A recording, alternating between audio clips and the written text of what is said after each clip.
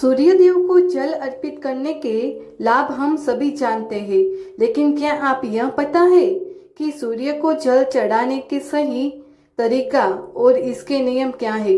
कई लोग बिना किसी जानकारी के सूर्य देव को जल अर्पित करते हैं, लेकिन इसका परिणाम उतना लाभकारी नहीं होता जितना कि उसे सही विधि से अर्पित करने पर मिलता है। इसलिए सूर्य देव को जल अर्पित करने से पहले हमें उनके नियम और विधियों का पालन करना जरूरी है, ताकि हम इसका पूर्ण लाभ प्राप्त कर सके।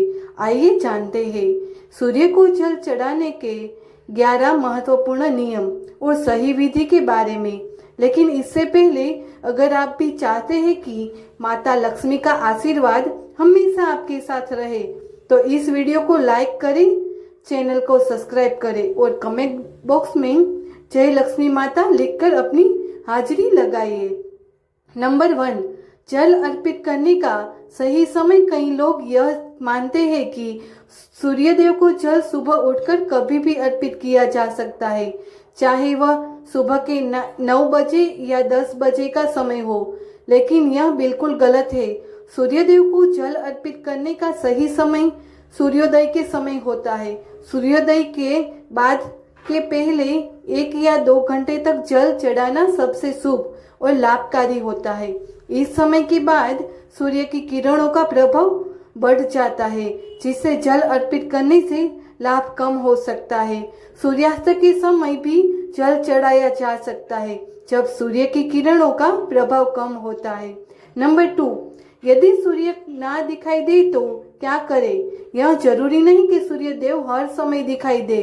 धुंध, बादल या कोहरे के कारण हमें सूर्य के दर्शन नहीं हो सकते, लेकिन सूर्योदय का समय बदलता नहीं है। ऐसे में जब सूर्य ना दिखाई दे तो हमें पूर्व दिशा की ओर मुंह रख कर जल अर्पित करना चाहिए। नंबर 3, स्नान के बिना जल अर्पित ना करें। सूर्योदय को जल चढ़ाने से पहले आपको स्नान करना बेहद जरूरी है। बिना स्नान के जल अर्पित करने से आपको उसका पूरा लाभ नहीं मिलता। स्नान करने से शरीर की गंदगी बाहर निकलती है और शरीर शुद्ध होता है, जिससे सूर्य देव का आशीर्वाद प्राप्त होता है। नंबर 4, तांबे के लोटे का उपयोग करें। सूर्य देव को जल अर्पण करने के लिए तांबे का लोटा सबसे उचित माना जाता है। कभी भी किसी अन्य बर्तन से जल अर्पित ना करें। तांबे का लोटा जल को शुद्ध करता है और सूर्य देव को प्रसन्न करता है। नंबर 5, जल में शुद्ध सामग्री डालें। तांबे के लोटे में शुद्ध जल भरने के बाद आप उसमें कुमकुम चावल के कुछ दाने या ताजे फूल डाल सकते हैं। यह सामग्री जल की पवित्रता और महत्व को बढ़ाती है और सूर्य देव को प्रसन्न करती है। नंबर 6, जल की धारा पर ध्यान केंद्रित करें। जब आप जल अर्पित करें तो जल की धारा पर अपनी आंखें का ध्यान केंद्रित करें। कहा जाता है कि जल की धारा को देखते हुए आपकी मानसिक ऊर्जा सूर्य देव तक सीधे पहुंचती है। नंबर 7, सूर्य मंत्र का जाप करें। सूर्य देव को जल अर्पित करते समय आपको सूर्य मंत्र का जाप भी करना चाहिए। यह मंत्र सूर्य देवता की 12 नामों का समावेश करता है, जो उनकी कृपा को जल्दी प्राप्त करने का मार्ग खोलता है। इस मंत्र का जाप विधि पूर्वक करें। सूर्याय नमः, भास्कराय नमः, रये नमः, मित्राय नमः, भावे नमः, गाये नमः, पुष्पाय नमः, मांत्रिडाय नमः, आदित्याय नमः, सावित्र्याय नमः, अकाले नमः, हिरण्यगर्भाय नमः। इन 5 नामों का जाप करके जल अर्पित करें। नंबर 8, जल आपके पैरों पर ना गिरे। जब आप सूर्य देव को जल अर्पित करें तो ध्यान रखें कि जल आपके पैरों से ना टकराए। जल अर्पित करते समय आपको सीधे खड़ा होकर आगे ही और झुकना चाहिए, ताकि जल आपके पैरों से ना स्पर्श करे। नंबर 9, जल अर्पित करने के बाद क्या करें।